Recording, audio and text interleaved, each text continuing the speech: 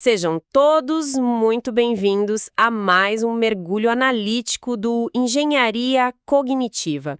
Este é o nosso espaço totalmente dedicado à dissecação daquelas ideias mais complexas, né, para quem busca raciocínio lógico, execução estratégica e, claro, alta performance no ambiente de trabalho.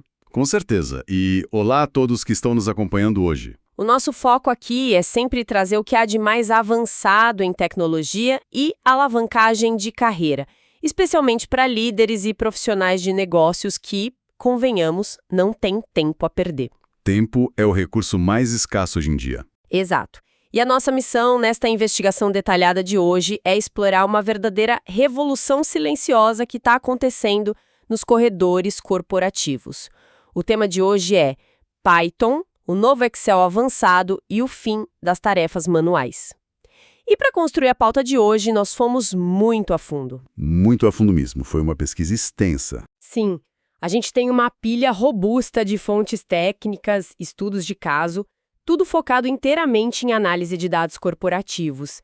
E só para situar quem está com a gente, estamos falando de relatórios recentes da Microsoft, guias práticos fantásticos da Anaconda, casos de uso incrivelmente detalhados da 365 Data Science, além de artigos super especializados em planejamento e análise financeira, o famoso FP&A. O que é fascinante aqui é que a transição de planilhas manuais para automação com Python não é apenas uma atualização de software. Não é só instalar um programinha novo, né? Exatamente, não é. Não é instalar uma versão nova e ver os botões mudarem de cor na tela. Estamos falando de uma mudança de paradigma absoluto na gestão de negócios. Historicamente, ferramentas como o Excel democratizaram a análise financeira. Qualquer pessoa com um computador, de repente, passou a poder projetar cenários. Sim, foi um salto gigantesco lá atrás. Foi o marco. Mas o nível de complexidade atual dos negócios exige uma fundação totalmente nova. Não se trata apenas de calcular mais rápido. Trata-se de orquestrar volumes massivos de dados de uma maneira que garanta precisão, escalabilidade e, principalmente, inteligência preditiva. Ok, vamos desempacotar isso. Pensemos na dor real e palpável das rotinas de fechamento financeiro no fim do mês. O famoso fechamento. É um desespero. Quem nunca sentiu aquele frio na espinha ao abrir uma planilha gigantesca e ver o aplicativo simplesmente travar completamente? A tela fica branca, o cursor vira aquela ampulheta giratória interminável, enquanto o sistema tenta, assim, desesperadamente, processar milhares de fórmulas interconectadas. E o silêncio na sala enquanto todo mundo reza para o arquivo voltar. Nossa, sim. E claro, existe aquele medo constante, aquele medo silencioso de que um simples erro de digitação, sei lá, um sinal de menos esquecido em uma célula oculta, destrua toda a projeção de receita do trimestre. É um cenário de saturação técnica que literalmente suga a eficiência de equipes inteiras. Com certeza. Suga tempo, suga energia, suga a moral da equipe. Para entender como a gente chegou a esse ponto de ruptura, nós precisamos dar um passo atrás e contextualizar o início do problema, certo? O Excel tem sido a língua franca das finanças corporativas desde os tempos em que evoluiu a partir do VisiCalc. O modelo era, e ainda é, brilhante para o que se propunha. Uma grade visual interconectada onde a gente consegue enxergar a matemática acontecendo em tempo real. Mas então, a era do Big Data chegou e simplesmente quebrou esse modelo. Quebrou completamente. Sem piedade. Pois é. O modelo de planilhas eletrônicas ele foi concebido para uma era diferente. Uma era de escassez de dados, não de abundância. Se analisarmos as limitações técnicas que as nossas fontes trouxeram, os números e os gargalos são muito claros. O Excel tradicional, por exemplo, possui um limite físico e rígido de pouco mais de 1 milhão de linhas. 1 milhão de linhas parece muito até a gente tentar colocar um banco de dados real lá dentro. Exato. 1.048.000 para ser exato. No entanto, a verdade nua e crua, que qualquer analista ou diretor financeiro conhece muito bem na prática, é que a performance do aplicativo já começa a degradar de forma severa muito antes de bater nesse teto. Muito antes. Frequentemente, após ultrapassar a marca de 100 ou 200 mil linhas, dependendo de algumas fórmulas complexas, a ferramenta simplesmente pede socorro. E aí que entra aquele conceito técnico super interessante das nossas fontes, o tal do compute bound. O gargalo deixa de ser o analista, né, a pessoa operando ali, e passa a ser a própria arquitetura do software, certo? Exato, é o compute bound. Quando o volume de dados cresce dessa forma, o sistema fica amarrado à capacidade de processamento do computador e à forma bem ineficiente como a ferramenta lida com a escala. O gargalo é essencialmente matemático. E olha, o pior nem é a lentidão. Não. O pior são os riscos operacionais. O risco criado pela dependência crônica do famoso copiar e colar. É uma arquitetura incrivelmente frágil. Ah, sem dúvida. É a receita perfeita para o desastre corporativo. Ao perigo constante daquelas fórmulas obscuras perdidas em células espalhadas por umas 30 abas diferentes, que alguém criou 3 anos atrás, a pessoa já saiu da empresa e ninguém sabe como funciona. O famoso analista legado. Exato. Ou então aquela dependência assustadora de macros escritas em VBA. Nossa, que atire a primeira pedra quem nunca teve que lidar com um script de VBA que funciona como uma verdadeira caixa preta. É lento, é dificílimo de escalar e honestamente é um pesadelo absurdo para qualquer auditoria. A gente acaba num processo onde a lógica do negócio, tipo as regras que ditam como a empresa ganha dinheiro, estão perigosamente misturadas com os dados brutos. E essa mistura, essa fusão da lógica de cálculo com o dado de entrada é o calcanhar de Aquiles da governança corporativa moderna. Quando não há uma separação clara, torna-se quase impossível rastrear a origem de um erro sem inspecionar literalmente célula por célula. E quando estamos falando de milhões de transações... Centenas de milhares de clientes. Exatamente. Depender de processos manuais num cenário desses cria problemas seríssimos de conformidade. Uma auditoria, que deveria ser um processo fluido, transforma-se numa investigação forense exaustiva. A limitação deixa de ser apenas o tamanho do arquivo que não abre e passa a ser a integridade da decisão financeira que a diretoria vai tomar baseada naqueles números. E aqui é que a coisa fica realmente interessante. Porque a solução para esse caos todo não é comprar computadores mais caros para a equipe. A solução é mudar o paradigma. Para resolver esse gargalo, entramos de cabeça no universo do Pandas e da automação com Python. E para quem atua na linha de frente da estratégia, entendeu que essa biblioteca Pandas faz é a grande virada de chave para os próximos anos. Sem dúvida. E é uma história muito curiosa. Sim, nossas fontes destacam que ela foi desenvolvida lá em 2008 por um analista quantitativo chamado Wes McKinney, justamente porque ele estava frustrado com as ferramentas financeiras da época. O cara resolveu o próprio problema. E o Pandas traz uma estrutura fundamental chamada data frame. De forma muito pragmática, sabe, para não entrarmos em jargões muito pesados para quem nos ouve, um data frame funciona como uma tabela bidimensional super poderosa. Em vez de interagir com as informações como simples coordenadas geográficas em uma grade, como célula B4 ou C10, a pessoa manipula quarteirões inteiros de dados como objetos programáticos. É uma mudança na raiz de como enxergamos o dado.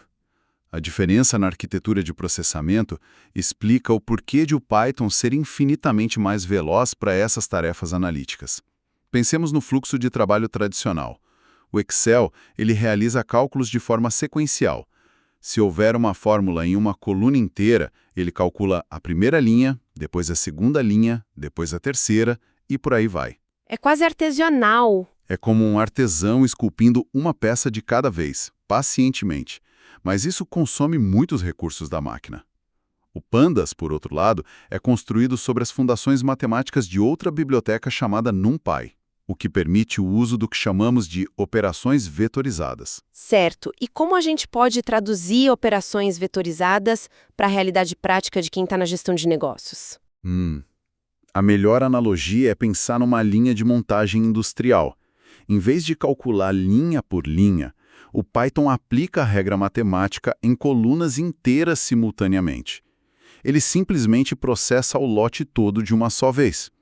E para aqueles arquivos gigantescos, aqueles que são maiores que a própria memória RAM disponível no notebook corporativo, O Python utiliza técnicas formidáveis de engenharia de software, como o chunking e a avaliação preguiçosa, também conhecida como lazy evaluation.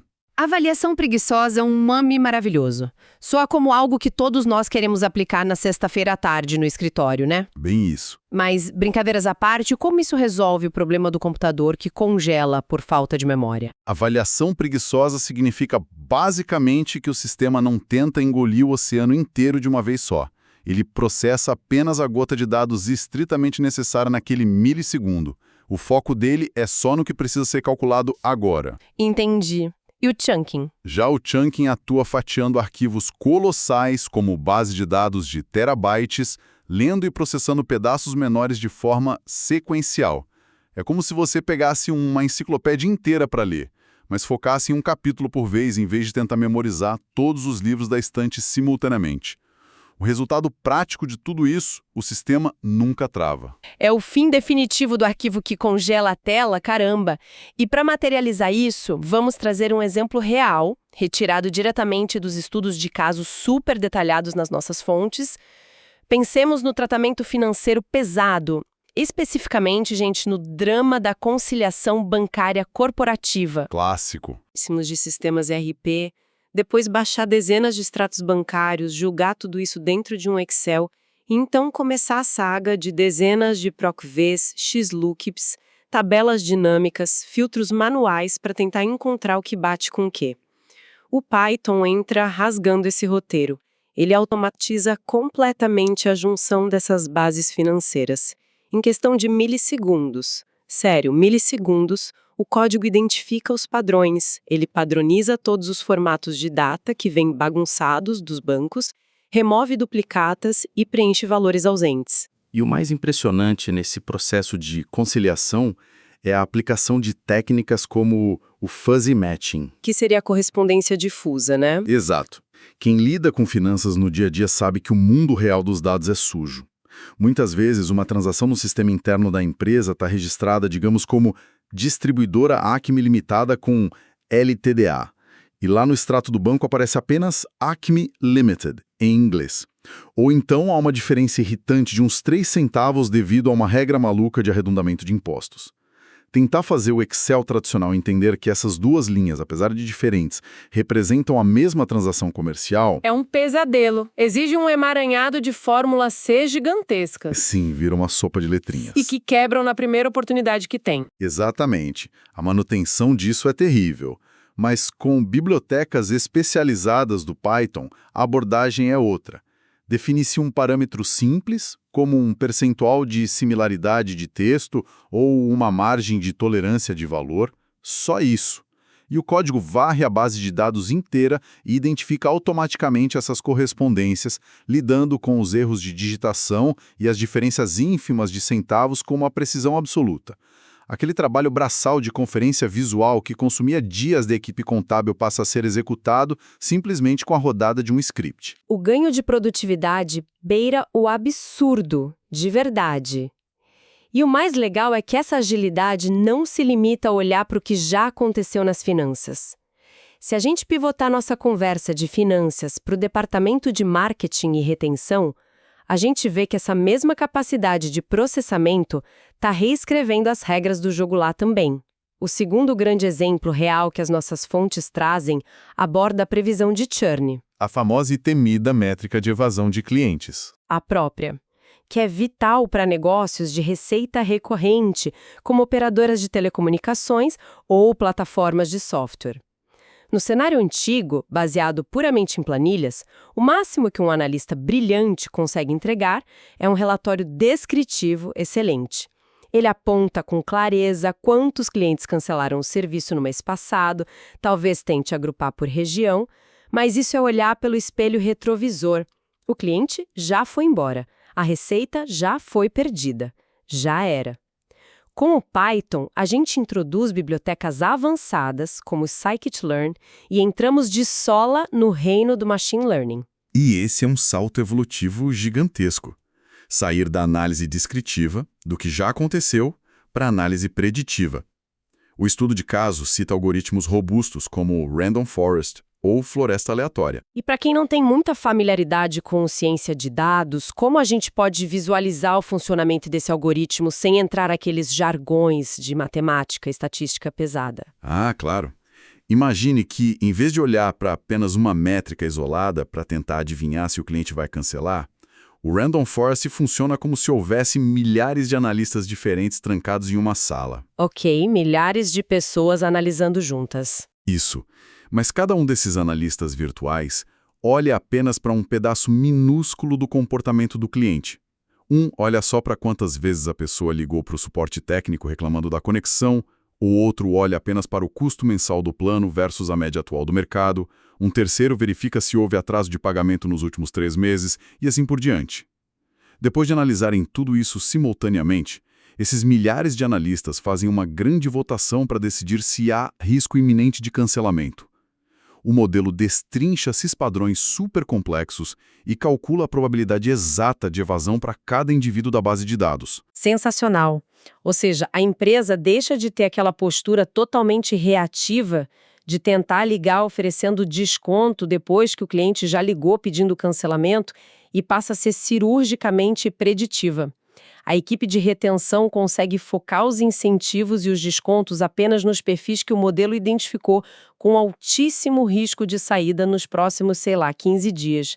E para coroar o impacto financeiro de toda essa eficiência, os relatórios citam um estudo de caso muito específico que, sinceramente, é de cair o queixo.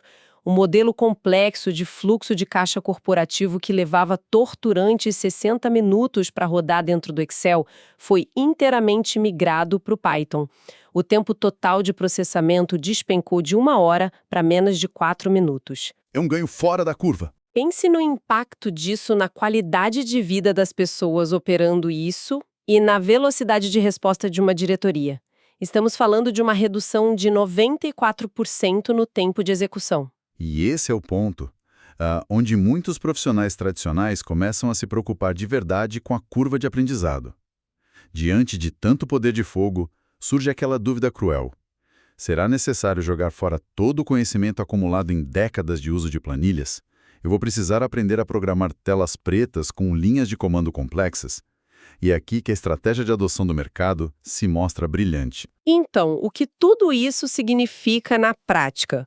Significa que a era de gastar 80% do tempo limpando bases de dados acabou, sim, mas sem perder o conforto visual da ferramenta que já domina o mundo corporativo.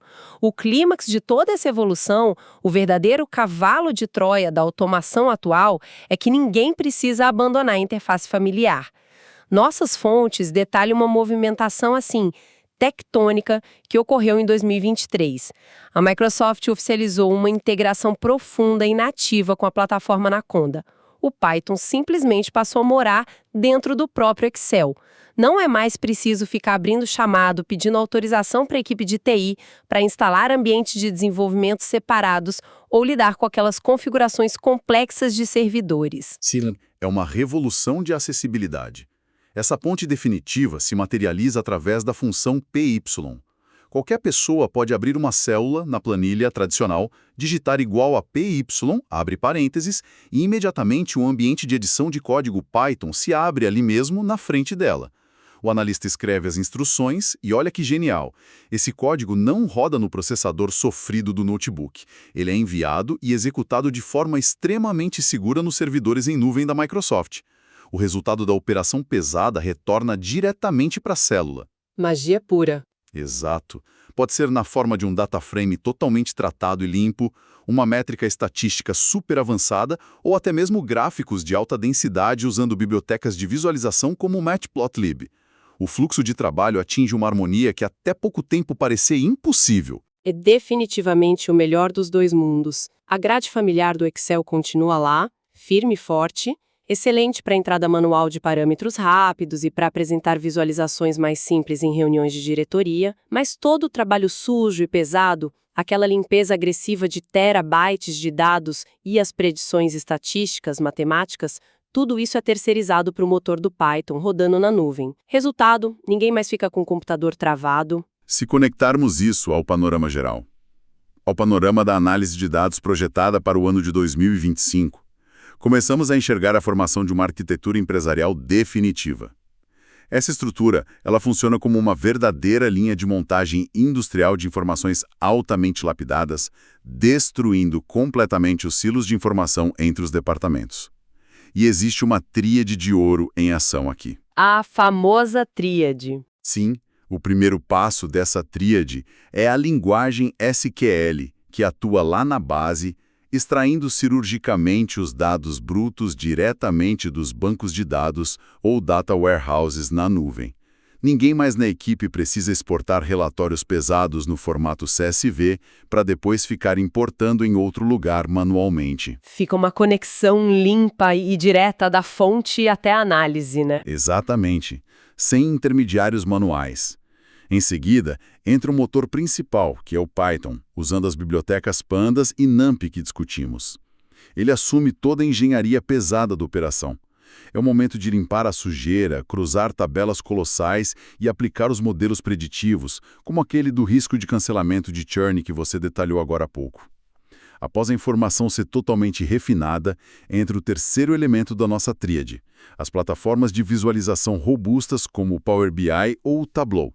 Elas consomem apenas o dado final e o transformam naqueles dashboards executivos incrivelmente dinâmicos que já estão prontos para a tomada de decisão da liderança. É uma verdadeira esteira de inteligência automatizada. E olha, mergulhando um pouco na análise comportamental sugerida pelas nossas fontes hoje, acho que o mais impactante de toda essa revolução não é apenas a tecnologia em si, os botões e os códigos. O ponto crucial é a mudança de mentalidade obrigatória para quem deseja sobreviver e prosperar nesse novo ambiente. A mensagem que fica é claríssima. O profissional do futuro próximo não pode mais se contentar em ser um simples operador mecânico de planilhas. É aquele talento incrível que, infelizmente, gasta dias repetindo os exames manuais e os mesmos cliques todo fim de mês. O mercado está exigindo a transição para a figura do orquestrador de dados. E, para facilitar esse salto gigantesco, a gente não pode ignorar o elefante na sala, claro. A inteligência artificial generativa. Quando o Microsoft Copilot se integra a todo esse sistema de códigos Python que a gente mencionou, surge um conceito fortíssimo que as fontes chamam de vibe coding. O vibe coding é fascinante. Ele representa a democratização suprema da automação técnica. Para orquestrar toda essa cadeia produtiva complexa que mencionamos, o gestor de negócios de hoje não precisa necessariamente memorizar a sintaxe complexa da linguagem de programação. Aquele medo da tela preta desaparece. O foco muda do como escrever o código perfeito para qual é a regra de negócio correta para este problema. O foco volta para o negócio, finalmente. Exato. Utilizando a linguagem natural humana, o gestor instrui a inteligência artificial a agir no sistema. Ele pode simplesmente digitar algo como agrupe todas as vendas do último trimestre por região geográfica, identifique e trate qualquer valor nulo usando a média histórica e gere um modelo de previsão para o próximo semestre. A inteligência artificial entende a intenção de negócio por trás disso, gera o script em Python correspondente, executa a ação e já entrega o resultado limpo. E a cereja do bolo é que a governança corporativa aplaude de pé. Porque ao adotar essa mentalidade e utilizar o código girado, a empresa consegue finalmente separar de vez a lógica do processo dos dados em si. O código passa a funcionar como um registro linear, transparente e perfeitamente documentado. Qualquer membro da equipe ou até uma auditoria externa rigorosa pode ler e entender exatamente quais passos matemáticos foram tomados para transformar o dado bruto naquele resultado final do painel. Elimina-se para sempre o risco oculto daquelas células corrompidas e fórmulas quebradas que no passado passavam totalmente despercebidas por meses a fio. E convenhamos, essa capacidade de rastreabilidade é inegociável para a governança moderna hoje. É exatamente isso que separa um departamento engessado e com medo de errar de uma máquina de alta performance analítica confiável. Fantástico! É de brilhar os olhos. Ver essa evolução da transparência e da velocidade é super animador para qualquer executivo. E já caminhando para a fase de encerramento do nosso mergulho analítico de hoje, eu gostaria de puxar a visão um pouco mais para frente com você. Nós debatemos aqui amplamente como o Python oblitera as tarefas manuais, morosas, como a estrutura de data frames resolve os gargalos de performance que travavam corporações inteiras e como a integração nativa transforma a planilha tradicional em um portal gigante para capacidades analíticas de ponta. Mas, olhando para além dessa revolução imediata que já está acontecendo, o que o horizonte nos reserva? Para onde as fronteiras da modelagem financeira e da hiperautomação estão sendo empurradas neste exato momento? Isso levanta um questionamento importante, um questionamento sobre o futuro imediato das operações financeiras autônomas. Quando analisamos as projeções mais avançadas dos documentos que embasaram esta nossa pesquisa, vemos que a convergência não vai parar apenas na predição estática de cenários. A fronteira atual, o que os pesquisadores estão explorando agora, é o cruzamento da modelagem robusta em Python com tecnologias de descentralização e registro imutável, especificamente a implementação de smart contracts, ou contratos inteligentes baseados na tecnologia blockchain. Nossa! Ou seja, sair do ambiente seguro de apenas gerar conselhos e relatórios gerenciais para entrar de vez no mundo da execução concreta no mercado? Precisamente. Pense no que discutimos hoje. Vimos que o modelo bem treinado analisa o passado, prevê o risco de evasão de um cliente e até projeta um fluxo de caixa corporativo detalhado. O limite atual ainda é a recomendação. O painel de bordo pisca em vermelho lá no monitor e um ser humano, um diretor, avalia e toma a decisão final de intervir. Mas a próxima fase de desenvolvimento envolve criar arquiteturas sistêmicas onde a lógica validada não apenas calcula o cenário ideal para a empresa, mas tem autorização técnica e contratual para executar transações financeiras e operacionais de forma totalmente autônoma no mundo real. Isso é surreal. Como seria um exemplo disso no dia a dia? Imagina uma aplicação prática extrema, porém realista. Um modelo preditivo construído em Python que monitora em tempo real a demanda e o estoque global de uma cadeia de suprimentos complexa de manufatura. Através de machine learning, o sistema detecta com alta confiança que um insumo essencial atingirá um nível crítico de escassez em 30 dias em uma das fábricas. Simultaneamente, ele lê os dados do mercado global de commodities e identifica que o preço de compra atual daquele insumo está abaixo da média histórica projetada para o próximo semestre.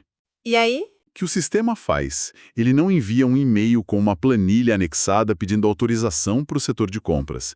O próprio modelo aciona um contrato inteligente descentralizado que compra o material automaticamente dos fornecedores credenciados. Ele audita toda a transação no blockchain de forma imutável, liquida o pagamento usando os fundos já alocados para aquela rubrica e atualiza automaticamente a projeção de fluxo de caixa da empresa nos dashboards.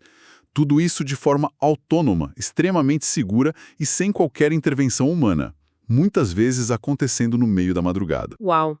É uma verdadeira revolução de delegação de poder para as máquinas. E isso, sem dúvida, deixa uma provocação formidável para todos que nos acompanham até agora. Como essa automação autônoma redefinirá o papel dos executivos e líderes de estratégia?